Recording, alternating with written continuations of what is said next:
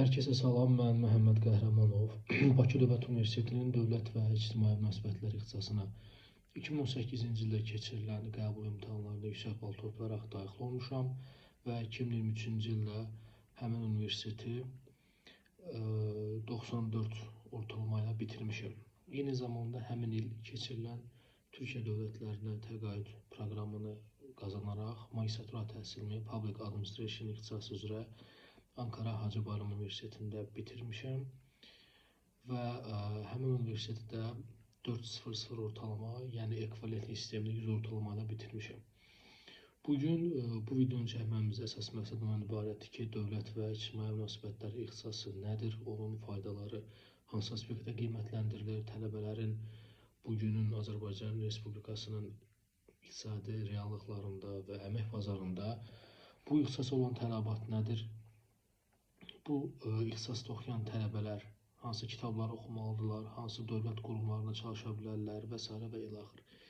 İlk öncə onu qeyd edim ki, dövlət və ictimai münasibətlər ixtisası hüquq, politologiya, beynəlxalq münasibətlər, sosiologiya və digər humanitar elmlərin bir növ assosiasiyasından irəli gələn bir ixtisasdır. Yəni burada həm iqtisad elminin, həm hüquq elminin, həm də sosioloji reallıqların və sosioloji tədqiqatların bir növ assosiasiyasının biz şahid oluruq. Həm keçirilən tədrisdə, həm real və praktik iş mühitində. Dövlət və ictimai münasibətlər ixtisası hər nə qədər Azərbaycanın elm və təhsil cəmiyyəsinə son 10 ildə daxil olan bir ixtisas olsa da, bu ixtisas qardaş Türkiyə Cümhuriyyətində, Amerika Birləşmiş Ştatlarında, Böyük Britaniyada, Şotlandiyada və digər qitə Avropa ölkələrində 1960-cı illərin sonrasından yaranan və daha çox ictimai siyasət, siyasi idarə etmə və bu ixtisaslar adı altında fəaliyyət göstərmişdir. Bir çox universitetlər Azərbaycan Respublikasında bu ixtisası reallaşdırmaq üçün tələbə qəbul elan edir. Bakı Dövlət Universiteti, Prezident Yanında İdarəçilik Akademiyası, ADU Universiteti və digər universitetlər. Eyni zamanda biz onu danışa bilərik ki, dövlət və ictimai münasibətlər ixtisasına qəbul olan tələbə hansı fənləri burada keçir, ona hansı biliklər tədris olunur və bu tədris olunan biliklər nə dərəcədə aktualdır və s. Əyani təhsil alma üzrə dövlət və ictimai münasibətlər ixtisasının müddəti 4 il, qiyab üzrə 5 ildir. Hüquq, iqtisadiyyat, riyaziyyat, pedaqoji, humanitar və digər sahələrdən fərqli olaraq bu sahənin mütəxəssislərinə diplomda konkret və faktiki peşə sahibi olması haqqında dəqiq məlumat yazılmır.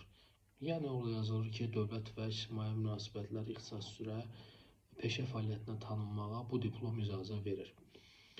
Bakı Dövlət Universitetində, Dövlət və İctimai Münasibətlər Fakültəsində oxuduğum zaman bizə keçirilən fənlər ilk semestrlərdən Azərbaycan dili və nitq mədəniyyəti, işgüzar yazışma və etiket, sosiologiya, informatika, növbəti kurslardan isə artıq politologiya, Azərbaycanın ictimai siyasi fikir tarixi, sosiologiyanın əsasları, milli təhlükəsizliyin əsasları daha yuxarı kurslarda, yəni 3 və 4-cü kursda isə yerli hakimiyyətin idarə olunması, özünü idarə etmə, davamlı inkişafın idarə olunması, yerli maliyyənin idarə olunması və s. və ilaxır. Göründüyü kimi də bu ixtisaslardan həm beynəlxalq kontekstdə tədris olunan fənlər, həm də dövlətin daxili, yəni local government adını verdiyimiz funksionallıqda bu ixtisaslar keçirilir. Xüsusilə bu ixtisasda oxuyan tələbələrə və ali məktəblərə qəbul olmaq istəyən tələbələrə bu sahədə bu tövsiyələrimi verə bilərəm ki, sahəni gəlməmişdən öncə daha yaxşı və dərindən analiz etsinlər, araşdırsınlar və mən bu ixtisasda niyə oxumalıyam və oxuduqdan sonra öz gələcəyimi, cəmiyyətimə, dövlətimə, vətəndaş cəmiyyətinə, sosial və siyasi, ictimai strukturlara hansı kontekstdə fayda verəcəyəm, bu sualını özlərinə versinlər və bu sualın cavabı da onlarda mütləq şəkildə müsbət obraz yaratdıqda onlar heç şübhəsiz bu ixtisasa müraciət etsinlər. İxtisas yeni yarandığı üçün populyardır. dövlət qurumlarında, publik hüquqi şəxslərdə, özəl şirkətlərdə bu tələb hələ də aktiv şəkildə var. Yəni dövlət və ictimai münasibətlər ixtisasına olan tələb və onu bitirən şəxslər magistratura və doktorantura təhsillərində hüquq və inaki sahələrdə davam etdirə bilərlər. Tövsiyəm ondan ibarətdir ki, birinci kursdan etibarən dövlət qurumlarında, müxtəlif publik hüquqi şəxslərdə könüllülük, təcrübə proqramları, staj və bu istiqamətdə onlar fəaliyyət göstərsinlər, yəni o proqramlara qoşulsunlar, özlərini inkişaf etdirsinlər. Çünki bu elə bir ixtisasdır ki, nəzəri hissə ilə bərabər eyni zamanda real iş mühiti və əmək bazarına adaptasiya elə ilkin illərdən başlayarsa, sonraki illərdə də bu tendens davam edəcək və onlar da davamlı inkişafla bağlı kifayət qədər real nəticələr əldə etmiş olacaqlar. Mən özüm də bu istiqamətdə 2018-ci ildən etibarən, yəni universitet ilk daxil olduğum günlərdən etibarən çalışmışam. Asan xidmətdə başlayan könüllülük macəralarım, iş mühitim daha getdikcə təkmilləşərək və 2019-cu il 1 fevral Cənab Prezidentin Gənclər Günündəki çıxışı ilə bağlı bu tendensiyadan sonra bildiyimiz kimi ölkədə də gənclər və könüllü hərəkatı getdikcə inkişaf etməyə başladı və mən digər qurumlarda çalışmağa başladım. Bu qurumlar arasında Dost Agentliyi, Dövlət Məşğulluq Agentliyi, Əmək və Əhalinin Sosial Müdafiəsi Nazirliyi, Gənclər Fondu, bir sıra gənclər təşkilatları, Milli Məclisdə 2 dəfə Prezident Administrasiyası və sonra isə Azərbaycan Respublikasının Türkiyə Respublikasındakı səfirliyi.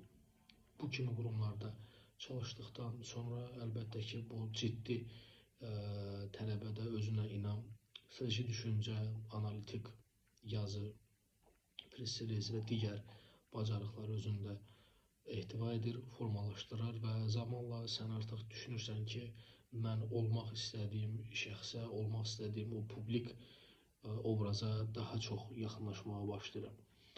Bundan da əlavə bu ixtisasın üstünlükləri və bu ixtisasda qəbul olan şəxslər özünü daha da təkmilləşdirmək üçün mütləq şəkildə beynəlxalq ədəbiyyata da müraciət etməlidirlər. Xüsusilə sahənin tədqiqat professorlarına, bu sahə ilə bağlı dövri mətbuatda müxtəlif məqalələrlə, elmi yazılarla çıxış edən şəxslərə müraciət etməlidirlər.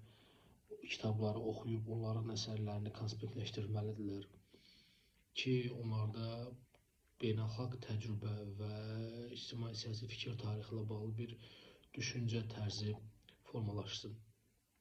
Əgər siz də dövlət və ictimai münasibətlər ixtisasında təhsil almaq istəyirsinizsə və daha çox məlumat almaq və bu ixtisasın dərinliklərinə daha çox vaqif olmaq istəyirsinizsə, keçirilən fənlər, hansı kitabları tövsiyə edərdim, hansı qurumlarda çalışmağınızı tövsiyə edərdim, magistr təqaüd proqramına necə qazanmaq olar və bu kimi suallara cavab almaq istəyirsinizsə, mütləq şəkildə rəy bölməsində bildirin. Dinlədiyiniz üçün təşəkkür edirəm.